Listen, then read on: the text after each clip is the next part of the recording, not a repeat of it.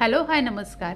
आज परत एक मस्त रेसिपी तुमच्याबरोबर शेअर करते। बटाटा समोसा रोल सुंदर रेसिपी आहे आणि कमी साहित्यातली नेहमीप्रमाणे सोपी अशी पटकन होणारी रेसिपी आहे। तुम्हाला टिफिनसाठी पाहिजे असेल, टी टाईमसाठी हवे असेल, काहीतरी पटकन संध्याकाळची चटपटी भूक लागली असेल आणि काहीतरी पोटभरीचं खायचं असेल तर अशा पद्धतीचे ना हे समोसा रोल करून बघा।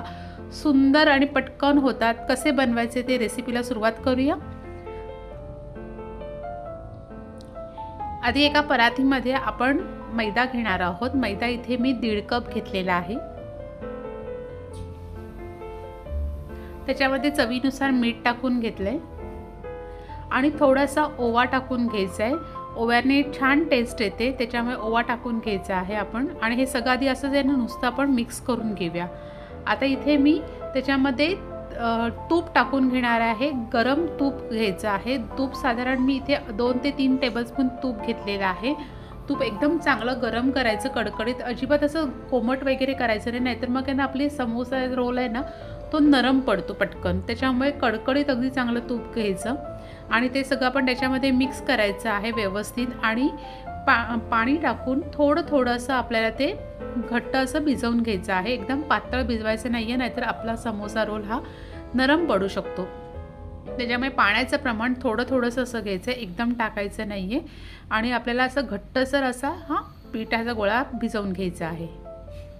हे बघा, अशा पद्धतीने आता आपण तो थोडा वेळ रेस्ट करायला ठेवून देऊया। तिथपर्यंत आपण आपला बाकीचा मसाला तयार करूया। इथे आता एक मोठा उकळलेला बटाटा घेतलेला आहे। बटाटा किसूनच घ्यायचा, कारण किसून घेतला की कसं आपल्याला पुढे जो रोल बनवायचा त्याच्यामध्ये बटाट्याचे अख्खे तुकडे आले नाही पाहिजेत जरासुद्धा, म्हणून तो किसूनच घ्यायचा। आणि त्याच्यामध्ये आता मी आलं, लसूण, मिरची, कोथिंबीरची 1 चमचा पेस्ट टाकून घेणार आहे। 1/4 टीस्पून हळद टाकून घेतलेली आहे। 2 टीस्पून गरम मसाला टाकून घेतलेला आहे। 1 टीस्पून लाल तिखट टाकून घेतलेला आहे। 1 टीस्पून धणा पावडर, 1 टीस्पून जिरा पावडर टाकून घेतलेली आहे। चवीनुसार मीठ टाकलेलं आहे। आणि 2 टेबलस्पून इथे मी कॉर्नफ्लॉवर घेतलेला आहे। त्याने आपल्या रोलला बाइंडिंग चांगलं येतं, मसाला आपला छानपैकी त्याच्यामध्ये राहतो। त्याच्यामुळे आपण त्याच्यामध्ये कॉर्नफ्लॉवर टाकून घेतले। कॉर्नफ्लॉवर नको हवे असेल तर तुम्ही तांदळाची पिठी इथे वापरू शकता। आता ते सगळं आपण मसाला एकत्र करून ठेवलेला आहे। मी चाट मसाला टाकायची विसरले होते, तो मी चाट मसाला सुद्धा वरनं टाकून घेतलेला आहे, 1 टीस्पून। आता इथे आपण एक मोठी चपाती जशी लाटतो तशा पद्धतीने आता आपण हा मैद्याचा गोळा घेतलेला आहे आणि तो तेवढाच लाटायचा आहे। चपाती जेवढी आपली पातळ असते तेवढाच घ्यायचे, जाडा वगैरे घ्यायचा नाही, नाहीतर मग कसं होतं की तो रोल केल्यानंतर खायला एकदम असा मैदासारखं लागतं। त्याच्यामुळे चपातीसारखाच आपण तो पातळ असा लाटून घ्यायचा आहे।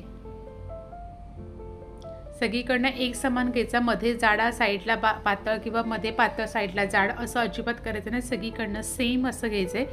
आता इथे मध्ये ना मी एक छोटी वाटी ठेवलेली आहे। तुम्ही ह्याच्याहून छोटी वाटी घेतली तरी चालेल, पण मोठी घेऊ नका। आणि साईडनी सगळीकडनं आपल्याला आपण जो बटाट्याचा मसाला तयार केलेला होता तो मसाला असा आपण साईडनी लावून घ्यायचा आहे। आता लावताना इथे बघू शकता मध्ये वाटी ठेवल्यामुळे मध्ये आपला मसाला जात नाहीये आणि साईडला पण मी अगदी टोकापर्यंत हा मसाला लावून घेतलेला नाहीये, असं बरोबर मधोमध घेतलेलं आहे। एकदम टोकाला सुद्धा मी थोडंसं अंतर असं हे ठेवलेलं आहे। सगळीकडनं आपण मसाला हा लावून घ्यायचा आहे। आणि आता हा मसाला पूर्णपणे लावून झाल्यानंतर तो सगळीकडे समान लावण्यासाठीची पण मी एक पद्धत दाखवलेली आहे। अशा पद्धतीने पण करू शकता किंवा आत्ताच लावतानाच तुम्ही अगदी एक समान असं लावलात तरीसुद्धा चालू शकतो। पण कधी असं छोटा मोठा असं होत म्हणजे असं वर खाली लागला जातो, त्याच्यामुळे तो पूर्ण आधी सगळीकडे लावून घ्या आणि परत सगळीकडनं एक समान कसा करायचं तेही मी इथे दाखवते। तुम्हाला दिसू शकते की मी साईडला थोडीशी जागा ठेवलेली आहे। खूप सुंदर हे समोसे लागतात, त्याच्यामुळे नक्की ट्राय करा। जरा वेगळ्या पद्धतीचे हे समोसे खायला मस्त वाटतात। लहान मुलांना तर खूप आवडतात। जरा काहीतरी वेगळं काहीतरी खातोय असं त्यांना वाटतं।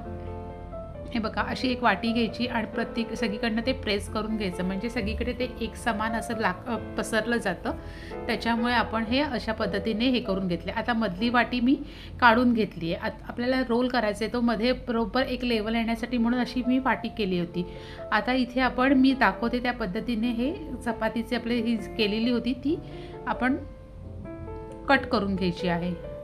इथे दाखवते अशा पद्धतीने आपण कट करून घ्यायची आहे। जर तुम्हाला रोल मोठा पाहिजे असेल तर जरा असे मोठे तुकडे ठेवलेत तरीसुद्धा चालतील, पण ते छोटे छान वाटतात, खायला छान वाटतात, दिसायलाही छान वाटतात. त्याच्यामुळे आपण हे अशा पद्धतीने केलेले आहेत. फक्त कॉर्नर कट करताना लक्षात ठेवा की ते व्यवस्थित कट होत आहेत की नाही ते. इथे दाखवते अशा पद्धतीने व्यवस्थित असे ते कट करून घ्यायचे आहेत.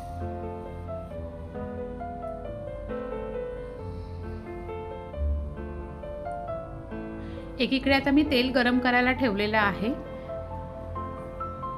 हे बघा असे आपले सगळीकडनं कट करून झालेलं आहे. आता इथले मी हे जरा साईडला कधी असं राहिलं असेल तर ते असे व्यवस्थित आपण ते साईडचे कट करून घ्यायचे आणि ते दाखवते तिथे मोठ्यापासून लहानापर्यंत असा हा रोल करत जायचा आहे. म्हणजे बाहेरून आतमध्ये असा हा रोल फिरवत जायचा आहे. हे बघा अशा पद्धतीने. आणि हे जे टोक आहे ते आपण शेवटला प्रेस करायचं. जर तुमचं प्रेस होत नसेल तर थोडंसं पाण्याचा हात तिथे लावा आणि मग ते आपण तिथे असं प्रेस करून घेऊया. म्हणजे कसं पटकन ते प्रेस केलं जातं, चिकटलं जातं. कारण का ते चिकटणं महत्त्वाचं आहे. म्हणजे आपला रोल सुटत नाही तळताना. त्यामुळे ते व्यवस्थित चिकटले गेले ते बघा. जर तुमचं चिकटलं नाही तर सरळ पाण्याचा थोडासा हात तिथे लावायचा आणि ते चिकटवायचं. आता तेल गरम झालेलं आहे. आपण आपले रोल छानपैकी असे फ्राय करून घेऊया. मस्तपैकी असे गोल्डन क्रिस्पी होईपर्यंत आपण हे रोल आपले फ्राय करून घ्यायचे आहेत. फक्त व्यवस्थित रोल तुम्ही प्रेस केला असेल तर तुमचा रोल अजिबात सुटणार नाही. त्यामुळे ही काळजी घ्या की आपण जेव्हा रोल बंद करतो त्यावेळेला तो व्यवस्थित त्याचं टोक चिकटवलेला आहे की नाही ते. आणि अशा पद्धतीने मस्तपैकी असे गोल्डन क्रिस्पी असे आपण सगळे रोल हे आपले तळून घेऊया. आणि अशा पद्धतीने मस्तपैकी आपण समोसा रोल तयार केलेला आहे. खूप सुंदर कमीत कमी साहित्यातली आणि झटपट होणारी टेस्टी अशी ही रेसिपी आहे. त्यामुळे व्हिडिओला लाईक करायला विसरू नका आणि चॅनलवर अजून नवीन चॅनल सबस्क्राईब केलं नसेल तर लगेच तेही सबस्क्राईब करा.